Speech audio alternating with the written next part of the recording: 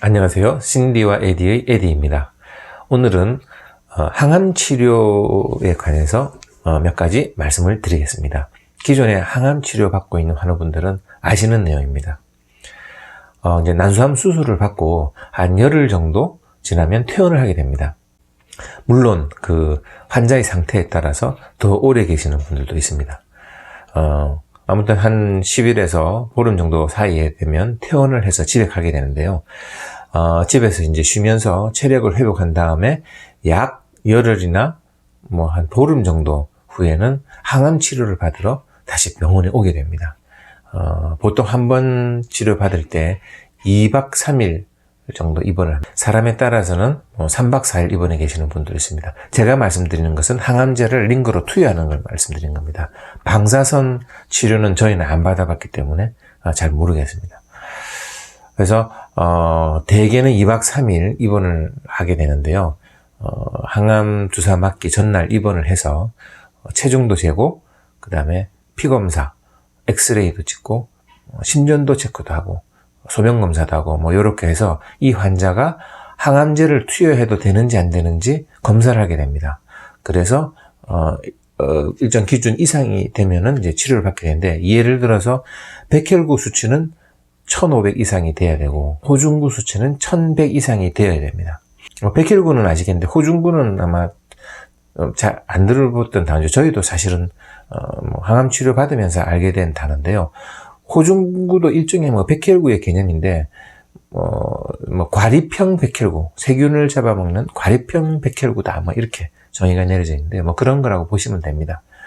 그래서 이 호중구 수치, 백혈구 수치, 간 수치, 이런 것들, 빈혈, 여러 가지 이제 이렇게 피검사를 해서 나오는 수치를 보고, 그게 기준이 이제 넘어가야지 항암 치료를 받을 수 있는 거죠. 그러면 그 기준이 안 됐다. 그러면 어떻게 되냐? 수치를 높여주는 주사 맞을 때도 있고요. 이제 다시 이제 집에 가서 몸을 좀 더 회복시켜서 면역력을 좀 더 업그레이드 시킨 다음에 항암 치료 받으러 다시 들어올 수도 있습니다. 자, 그래서 이제 이렇게 본 게 이제 항암 치료인데요. 요런 거를 6번을 하게 돼야지 한 사이클이 끝나는 게 되는 겁니다. 매 3주마다 이렇게 와서 이렇게 항암 치료를 받고 그걸 6번씩 하는 거죠. 근데 제가 아까 말씀드린 대로 각 차수마다 몸의 상태가 항암 치료를 받을 수 있는 상태가 돼야 됩니다. 만약에 안 되면 또 연기가 되고 미뤄지고 하게 되면 점점 늘어나게 되는 거죠. 그래서 대개는 한 6, 7개월 정도면은 6번의 항암 치료를 받을 수가 있고요. 환자에 따라서 더 길게 받을 수 있다. 요걸 알아두시면 되겠습니다. 항암 치료 받는 동안은 면역력이 많이 떨어지게 되기 때문에, 즉 백혈구나 호중구 이런 것들이 항암제에 의해서 다 죽게 되는 거죠. 이 항암제는 몸에 있는 잔존 암세포를 이제 죽이는 역할을 하지만 암세포도 죽이고 좋은 세포도 같이 죽입니다. 그러다 보니까 면역력이 많이 떨어지게 됩니다. 우리가 백혈구가 없으면 쉽게 감염이 되게 되는 거죠. 그죠? 그래서 옆에 감기 환자가 있으면 쉽게 옮게 되는 겁니다. 그래서 항암 치료 하는 그 기간 중에는 먹는 것도 조심해야 되고 외출도 조심해야 됩니다. 밖에 나갈 때 마스크 꼭 써야 되고요. 왜냐? 나갔다가 혹시 감기 환자가 옆에 있다가 감기가라도 오면 몸의 면역력이 낮으니까 안 낫습니다. 그래서 특히 감기 같은 건 매우 조심해야 됩니다. 중간에 좀 운동하러 마실도 나갈 때는 꼭 마스크 쓰시고 타인으로부터 나를 감염이 안 되게 지키는 행위가 매우 중요합니다. 저희 아내 같은 경우 3차 치료 받았을 때인가요? 그때 이런 수치가 너무 낮아서 1인실에 격리가 된 적도 있습니다. 내 스스로를 보호받기 위해서 1인실에서 이제 이 치료를 받는 그런 적도 있거든요. 그러니까 항암 치료 기간 동안에는 물론 병원에서 안내 말씀은 드리겠습니다만 외출도 잘 하셔야 되고, 먹는 것도 회라든가 이 날 것은 못 먹습니다. 그리고 한약이라든가 홍삼 이런 거 있죠. 건강기능식품 이런 것도 먹으면 안 됩니다. 이런 걸 먹게 되면 간에 부담을 주게 되거든요. 그거 안 좋습니다. 그래서 일체 못 먹게 합니다. 야채 같은 거, 채소 같은 경우도 데쳐서 먹어야 될 때도 있습니다. 다행히 저희 아내는 그 정도까지는 아니라서 야채는 그냥 깨끗하게 씻어서 먹었는데요. 환자에 따라서는 데쳐서 먹어야 될 때도 있습니다. 요거는 퇴원하기 전에 한번 물어보세요. 되게 알려주는 경우도 있지만 그 간호원들이 깜빡할 수도 있기 때문에 제가 생야채 이렇게 먹어도 될 정도인가요? 하고 물어보셔도 됩니다.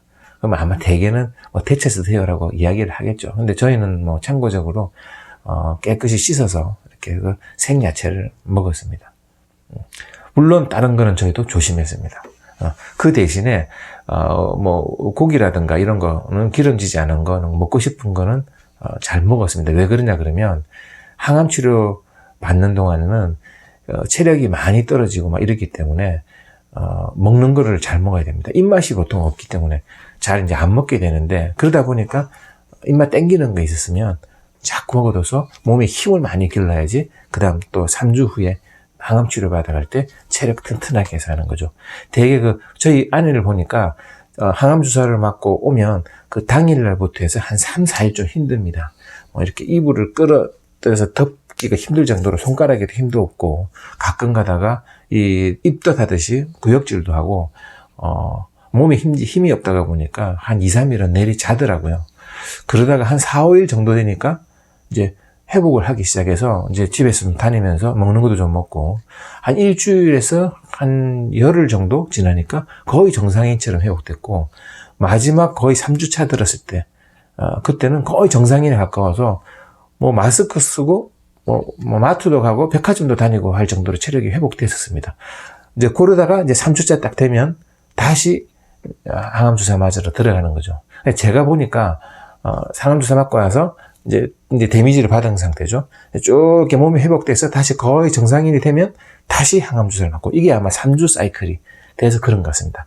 그런 식으로 주사를 맞으러 들어간다, 이렇게 보시면 되고요. 부작용에 대해서는요, 저희는 애초에 드라마나 이게 영화 같은 데 보면 항암약 맞고 그 부작용으로 매우 고통스러워하는 모습을 봤었기 때문에 걱정을 되게 했었는데요. 실질적으로 저희가 겪어보니까 그렇게 심하지 않았습니다. 따라서 항암제의 그 부작용이 심한 사람도 있지만 신디처럼 크게 그렇게 심하지 않은 사람도 있다는 것을 알아두시고, 너무 이제 걱정하지 마시고 일단 한번 겪어보시기 바라겠습니다. 많은 사람들은 또 항암 부작용이 별로 없더라고요, 제가 보니까. 그래서 항암 치료 받으실 때 너무 걱정하지 마시기 바랍니다. 오늘 영상은 여기까지 이제 하고, 다음 영상에서는 항암제 부작용에 대해서 좀 더 구체적으로 말씀드리겠습니다. 탈모라든가 이런 거에 대해서, 그리고 항암제 자체에 대해서 말씀드리도록 하겠습니다. 감사합니다.